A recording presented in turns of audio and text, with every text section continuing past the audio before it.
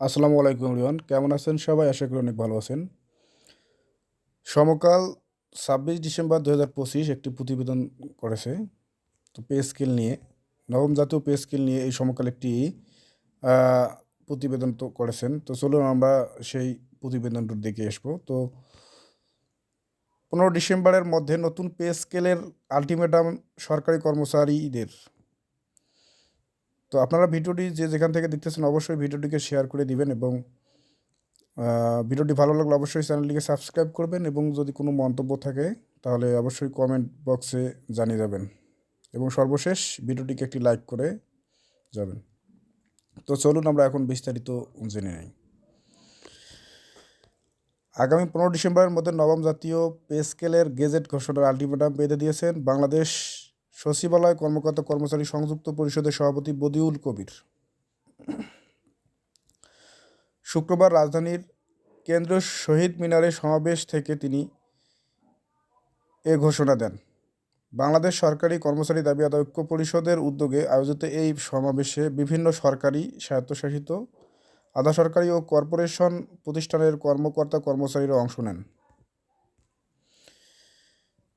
নির্ধারিত সময়ের মধ্যে পে স্কেল দেওয়া না হলে নতুন কর্মসূচি ঘোষণা দিয়ে বদিউল কবির বলেন, 15 তারিখের মধ্যে যদি ঘোষণা না আসে তাহলে আমরা 17 তারিখ পে প্রেস ক্লাবে সংবাদ সম্মেলন করে আমাদের নতুন কর্মসূচি ঘোষণা করব।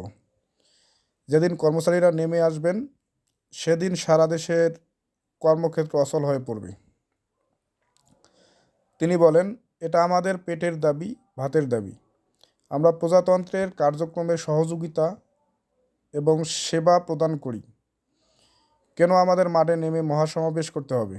যদি আপনারা 15 তারিখের মধ্যে ঘোষণা না যদি আপনারা 15 তারিখের মধ্যে ঘোষণা না করলে আমরা আমাদের পথে হাঁটতে বাধ্য হব।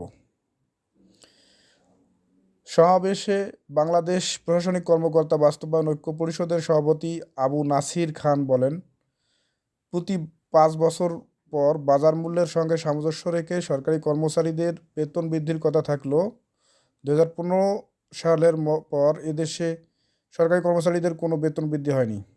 অন্যদিকে গত 10 বছরে নিত্যপণ্যের মূল্য বহুগুণ বৃদ্ধি পেয়েছে। এমপিওভুক্ত শিক্ষা জাতীয়করণ প্রত্যাশী জোটের সদস্য সচিব দেলোয়ার হোসাইন আজিজি বলেন, যারা প্রথম গ্রেডে বেতন পান তারা যে বাজার থেকে বাজার করে, আপনারা যারা কর্মচারী তাদেরও একই বাজার থেকে বাজার করতে হয়। আপনাদেরও পরিবার রয়েছে এবং সেখানে 4 থেকে 5 জন সদস্য রয়েছে, কিন্তু আমরা বিস্ময়ের সঙ্গে লক্ষ্য করছি যারা প্রথম গ্রেডে বেতন পান আর যারা 20তম গ্রেডে বেতন পান তাদের মধ্যে আকাশ পাতাল ব্যবধান রয়েছে। তিনি বলেন, গত বছরের 5 আগস্টের পর এই বৈষম্য মেনে নেওয়া হবে না। অবিলম্বে গ্রেডের সংখ্যা কমিয়ে আগামী পে স্কেল ঘোষণা করতে হবে।